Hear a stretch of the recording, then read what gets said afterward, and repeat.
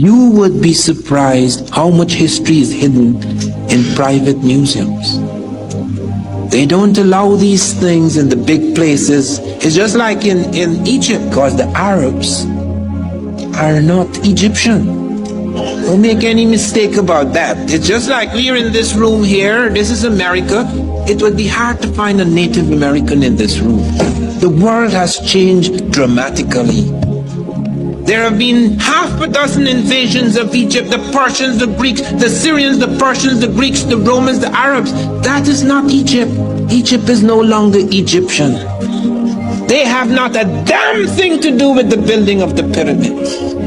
We now have hard truth, very hard truth, that Egypt was African when the pyramids were built. There is no question about it. This is not guesswork.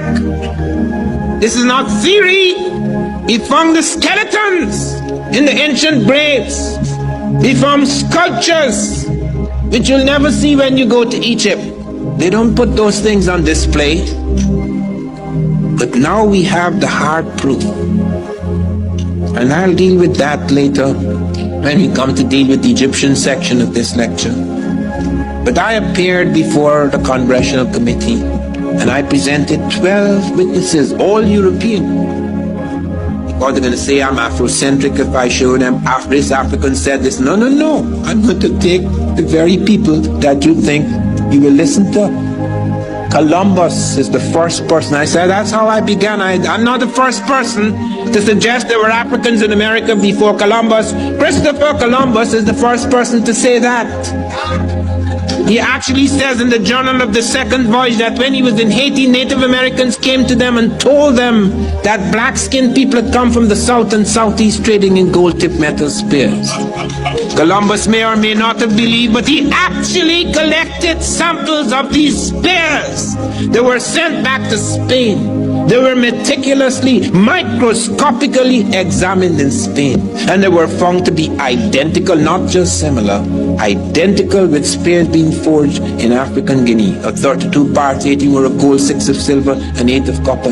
Not only were they identical metallurgically, the words the Africans were using for these spears were the words the Americans were using.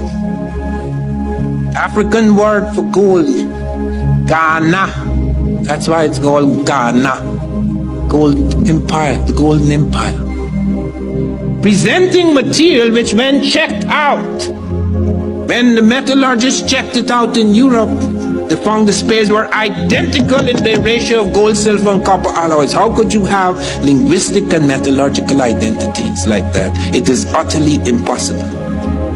Not only that, I then went beyond that. I not just showed Columbus. Ferdinand wrote a book about his father, and he said, my father told me that he saw Negroes north of Honduras. Columbus knew what a so-called Negro looks like. He was in Africa. That's how my book began. Columbus sitting at a table in Africa, arguing with the Portuguese. Ferdinand said, my father told me he saw Negroes north of Honduras. He not only heard of them in Haiti, he actually saw them north of Honduras. Vasco Nunez de Balboa, on September the 25th in the year 1513, I've got it down to the day. He's coming down the slopes of Paracu in Darien, which we now call Panama. And he and his men saw 2 tall black men among the Native Americans. They are startled. They haven't brought no black people there. Several of them commented it. Peter Martyr said they must have been shipwrecked. Then he also said they were Ethiopians. Well, Ethiopians, the word Ethiopian is not used for people of Ethiopia. The reason why Ethiopia gets that name, Ethiops means burnt skin. People of burnt skin were generally called then Ethiopian. So it's now referring to Ethiopia. Peter Martyr said they must have been shipwrecks. Lopez de Gomara said these blacks Balboa saw in the Indies were identical with the blacks we saw in Guinea. Rodrigo de Colmenares. For centuries, the narrative of Africa has been clouded by ignorance and prejudice. But why? Why has such a rich and vibrant tapestry of cultures, civilization, and achievements have been overlooked and undervalued? The answer lies in a complex web of historical, social, and political factors that have perpetuated the marginalization of African history. One reason for hiding of African history is the legacy of colonialism. European powers, during their colonization of Africa, sought to justify their exploitation and subjugation of the continent peoples by portraying them as primitive and uncivilized. Colonial powers actively suppressed indigenous cultures, languages, and histories, imposing their own narrative of superiority and dominance. This deliberate erasure of African history had long-lasting consequences, perpetuating harmful stereotypes and shaping global perception of the continent. In education systems around the world, African history has often been relegated to a mere footnote, overshadowing by triumphs of Western civilizations. The marginalization of African history in education perpetuates a cycle of ignorance and perpetuates stereotypes. It is essential that we teach the full scope of human history, including the contribution of struggles of African people. But despite centuries of suppression, the truth can never be hidden forever. Scholars, activists, and educators are working tirelessly to reclaim and celebrate Africa's rich history.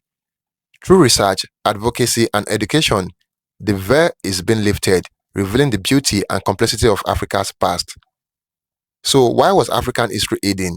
It was hidden by those who sought to oppress and exploit by a system of power that perpetuates ignorance and injustice.